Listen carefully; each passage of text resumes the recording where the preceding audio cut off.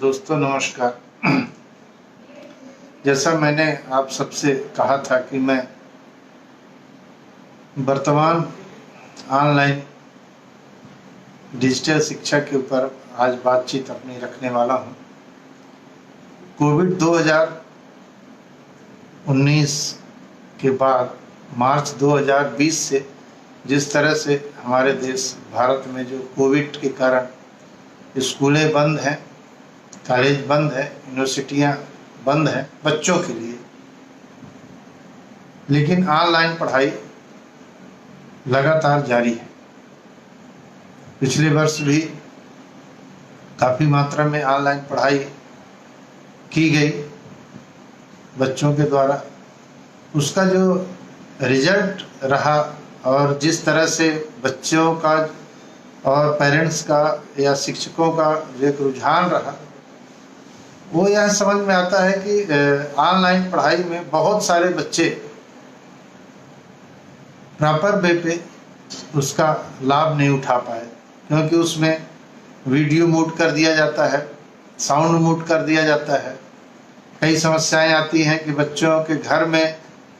कुछ आवाज़ें आ रही हैं, आजू बाजू वाला कोई काम हो रहा है तो उसका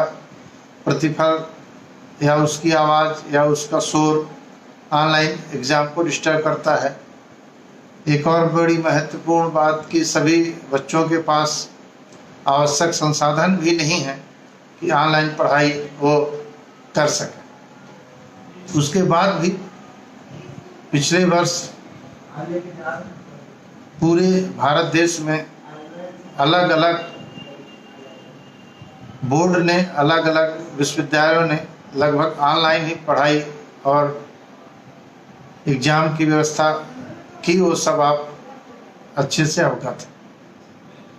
साथियों, मेरा कंसर्न ये है कि इस वर्ष भी जो ऑनलाइन पढ़ाई की जा रही है उसमें बहुत सारे बच्चे बहुत सीरियस हैं और ऑनलाइन पढ़ाई का अच्छा खासा उपयोग कर रहे हैं। उपयोग कर रहे हैं इन द सेंस वो घर बैठे एक अच्छा अध्ययन अध्यापन कर पा रहे हैं। मेरा यहाँ पे आप सबका ध्यान दिलाने में यह है कि मैं एक सरकार से या सरकारों से एक ऐसा मांग करना चाहता हूँ कि वो बच्चे जो डिजिटल माध्यम से या ऑनलाइन माध्यम से पढ़ाई करने में सक्षम हैं, उनके लिए एक बोर्ड परीक्षा, बोर्ड की व्यवस्था की जाए। वह जो प्रेजेंट जो माध्यमिक शिक्षा मंडल हैं उसमें किया जा सकता है, ओपन स्कूल को अपडेट किया जा सकता है, या और भी कोई एक नया सेटअप किया जा सकता है। वो कैसे क्या करना है वो सरकारों का अपना लुकआउट हो सकता है। मेरा अपना जो सोच ये है कि अभी जैसे कल का भास्कर अगर आप लोगों ने पढ़ा होगा रायपुर का, उसमें अभी मेरे सामने पड़ा है, इसमें करीब 11-12 बड़ी स्कूलों का नाम दिया हुआ है और सभी स्कूलों में ऑनलाइन पढ़ाई की सुविधा है। किसी में भी ऑफलाइन की सुविधा है 1-2 स्कूलों में, बाकी मैक्सिमम स्कूलों में ऑनलाइन की ही पढ़ाई कराई जा रही है। मेरा कहना यह है कि जब बच्चे और छात्र छात्राओं के द्वारा या पालकों के द्वारा हमारे स्कूल या आपके स्कूल का भरपूर उपयोग नहीं किया जा रहा है, वहाँ पे सिर्फ रजिस्ट्रेशन के नाम पे या इनरोलमेंट के नाम पे, क्योंकि कोई ऐसी सुविधा नहीं है जहाँ पे बच्चों को इनरोलमेंट किया जा सके और उनकी परीक्षाएं हो सके। हमें स्कूलों की लगभग पूरी फीस देनी पड़ रही है, लेकिन उसका रिजल्ट सारे बच्चों में नहीं आ रहा है। मैं कहना यह चाहता हूँ कि जो बच्चे ऑनलाइन एजुकेशन का भरपूर लाभ उठा रहे हैं उनको किसी एक स्कूल तक सीमित क्यों रखा जाए, उनको ओपन कर दिया जाए। आज की तारीख में इंटरनेट में वर्ल्ड क्लास के सिलेबस उपलब्ध है, वर्ल्ड क्लास के टीचर उपलब्ध है, वर्ल्ड क्लास की फैकल्टी है जो उसके माध्यम से वो पढ़ सकते हैं, लेकिन उनको ऐसी सुविधा नहीं है कि वो एग्ज़ाम भी दे सके। मेरा यहाँ पे सिर्फ ये कहना है कि अगर परीक्षा का कोई ऐसी व्यवस्था कर दी जाए कि बच्चा ऑनलाइन पढ़ाई कर रहा है अपने माध्यम से, किसी ट्यूशन क्लास के माध्यम से हो सकता है, ऑनलाइन कोचिंग ही हो सकती है, कोई घर में भी ट्यूटर उसके ऑनलाइन पढ़ा सकता है, पढ़ाने का कुछ भी माध्यम हो सकता है। लेकिन अगर वो ऑनलाइन पढ़ रहा है तो ऑनलाइन परीक्षा देने की भी एक सुविधा होनी चाहिए, क्योंकि देश हमारा बहुत तरक्की कर चुका है, हर चीज़ों में हम लोग डिजिटल बात कर रहे हैं। मेरा कहना ये है कि सरकारों को एक आप पैमाना तय कर लीजिए, एक व्यवस्था तय कर लीजिए कि हम किस तरह से डिजिटल एजुकेशन को बढ़ावा देंगे और किस तरह से हम परीक्षाएं लेंगे। आप अपना रिसर्च करवाइए, रिसर्च के माध्यम से उनकी परीक्षाएं लीजिए, लेकिन कम से कम यह एक व्यवस्था तो दीजिए कि जो बच्चा सीरियसली पढ़ने में सक्षम है कि हाँ हम ऑनलाइन पढ़ लेंगे। साथियों, मेरा मानना है कि कम से कम 25 से 40% के बीच में बच्चे ऐसे हैं जो सीरियस होके ऑनलाइन के माध्यम से ही पढ़ाई करने में सक्षम। अगर वो ये 30 कहिए, 25 कहिए, 40 कहिए, जो भी परसेंटेज में आता है, वो बच्चे हमारे स्कूल ना जाके अपने घरों में या कॉलेज या यूनिवर्सिटी न जाके अपने घर के माध्यम से, घर के में रह के अच्छी एजुकेशन लेके आपकी परीक्षा पास करने में सक्षम है, तो हम एक जो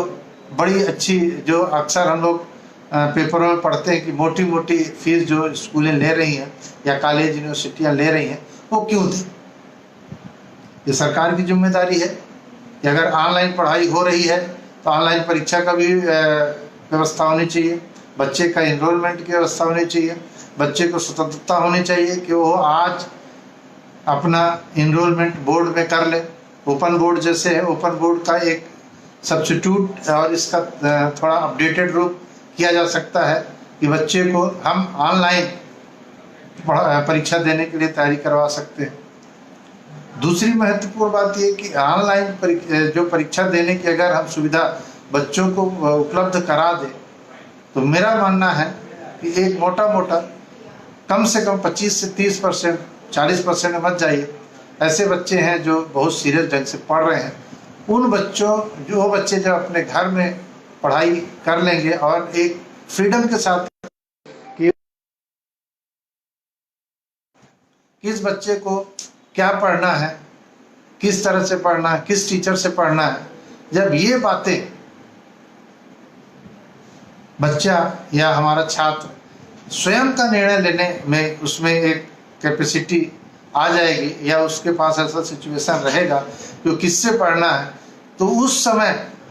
उसका एक कॉन्फिडेंस अलग रहेगा और इंटरनेट में उपलब्ध सारे सिलेबस को बहुत अच्छे से पढ़ सकता है और परीक्षा दे सकता है। मैं कहना ये भी चाहूँगा, कहिए या 25% जो भी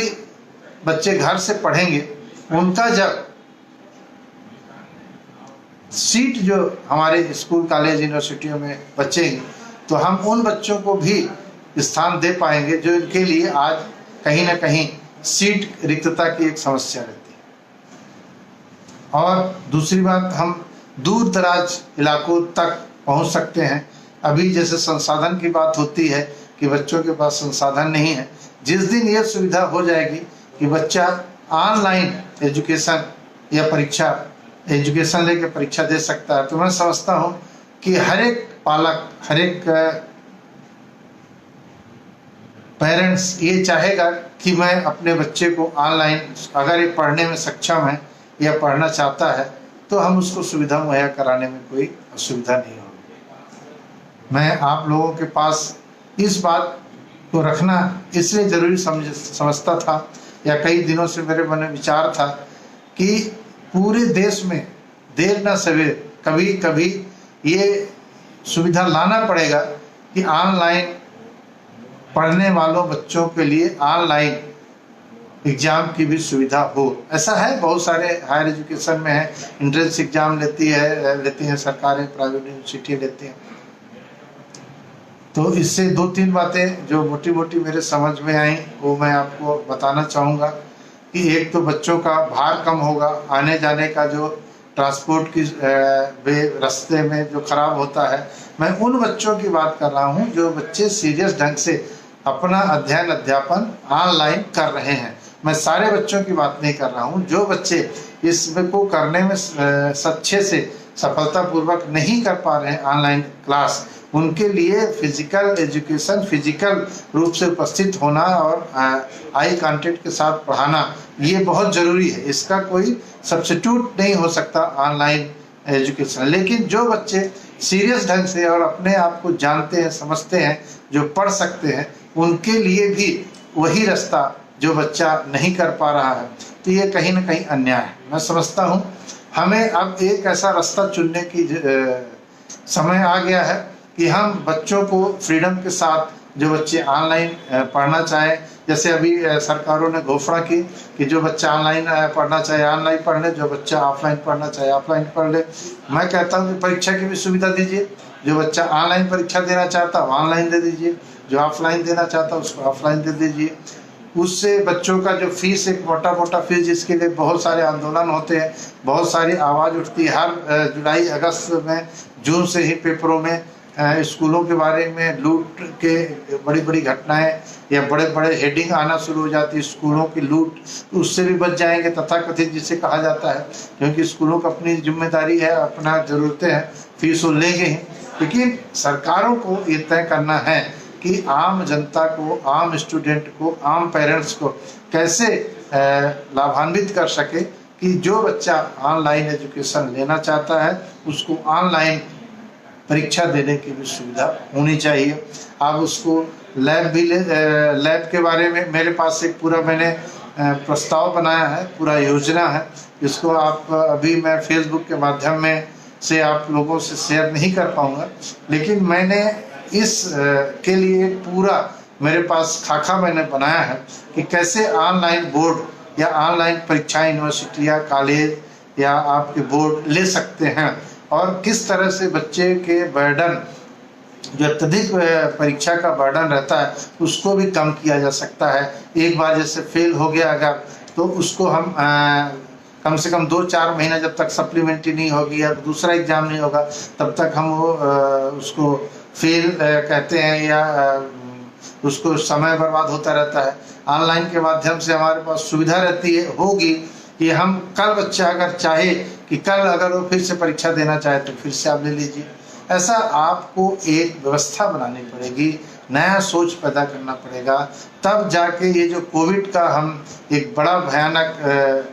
खतरा खास करके एजुकेशन में मंडरा रहा है, हम जिनको मानते हैं कि अब स्कूल हो, कॉलेज हो, यूनिवर्सिटियां हो, आज तक अगर कोई उभर नहीं पाया है तो ये एजुकेशन सेक्टर ही है। बाकी जो सेक्टर है वो धीरे धीरे अपना काम भी शुरू कर दिए हैं, उनमें गति भी आ गई है,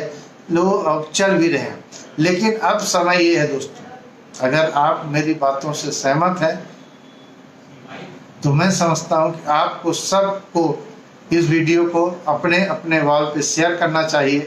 कि सरकारों को, और मैं एक दावा ये भी कर सकता हूँ कि देर ना सवेर किसी न किसी सरकार को ये बात समझ में आएगी, क्योंकि अभी भी केंद्र सरकार की बहुत सारी ऐसे पाठन का व्यवस्था है जिसका ऑनलाइन परीक्षाएं ली जाती हैं। तो आप ये कहीं ना कहीं कोई ना कोई सरकार करेगी। मेरी सोच ये है कि अगर शुरुआत इसकी छत्तीसगढ़ से हो तो और बेहतर होगा, क्योंकि छत्तीसगढ़ में नवाचार करने के लिए और बच्चों की सुविधाओं को ध्यान में रखते हुए हमारी अभी जो यहाँ की सरकार है वो बहुत ही है। तो हमें ये मांग करना सबको एक मैं समझता हूँ कि अगर आप इस विचार से सहमत हैं तो आप सबको एक पत्र लिखना चाहिए, मैसेज करना चाहिए या ट्वीट करना चाहिए हमारे प्रदेश के मुख्यमंत्री को कि जो बच्चे वो 10% हो सकते हैं, 20 हो सकते हैं, 25 हो सकते हैं, 40 हो सकते हैं, जो भी संख्या हो सकती है, जो बच्चे ऑनलाइन परीक्षा पाठन या पढ़ने में सक्षम हैं, उन बच्चों से एक तो फीस का मसला आ गया, दूसरा उनके आने जाने का मसला हो गया, तीसरा उनके जो मानसिक रूप से एक ये रहती कि आप इसी टीचर से पढ़िए, ये भी दूर हो जाएगा कि उनको एक अच्छा टीचर जो भी इंटरनेट में, जिसको हम आज के डेट में ज्ञान का खजाना अपने मोबाइल को मानते हैं, अपने लैपटॉप को मानते हैं, डेस्कटॉप को मानते हैं, तो यहाँ से वो खोज के अच्छी अच्छी चीज़ें वो पढ़ सकता है और आपका एग्ज़ाम क्लियर कर सकता है। अगर परीक्षा पास ही होना, जैसे अभी हमारी जो वर्तमान व्यवस्था है इसमें परीक्षा पास होना ही हमारे योग्यता का पैमाना है, तो आप परीक्षा भी ले लीजिए, लेकिन उन बच्चों को कुछ राहत दीजिए जो बेचारे बहुत ही योग्यता के पूर्व, बहुत ही धैर्यपूर्वक ऑनलाइन पढ़ाई कर रहे हैं। मैं उनकी वकालत कर रहा हूँ, मैं उनके साथ खड़ा हूँ। उन बच्चों के साथ जो बच्चे नहीं कर पा रहे हैं उनको आप ले जाइए, ऑफलाइन पढ़ाइए, क्लास में पढ़ाइए, लेकिन इनके लिए भी सोचिए। और मैं आप सबका साथ चाहता हूँ। अगर आप इसमें इच्छुक हैं और सहमत हैं तो मैं समझता हूँ कि आपको मेरा साथ देना चाहिए। आने वाले संडे को हम एक राष्ट्रीय लेवल के 2 बड़े जो शिक्षाविद हैं उनसे भी बातचीत आप लोगों को कराएंगे, जो ऑनलाइन एजुकेशन के बारे में क्या सोचते हैं, पूरे विश्व में क्या चल रहा है और किस तरह से सरकारें उसका उपयोग कर रही हैं और समाज कैसे उससे लाभान्वित हो रहा है। इन सारी बातों को हम आने वाले संडे में एक वेबिनार हम कर रहे हैं, उसमें भी आप जुड़िए। उसका टाइम मैं अपने टाइमलाइन में शेयर करूँगा। आप लोगों को से बस आखिरी अनुरोध यही है कि अगर आप सहमत हैं कि वो बच्चे, फिर से दोहराऊंगा, कि वो बच्चे जो ऑनलाइन पढ़ने में सक्षम हैं उनके लिए कुछ सरकार को अलग सोचना चाहिए। नमस्कार।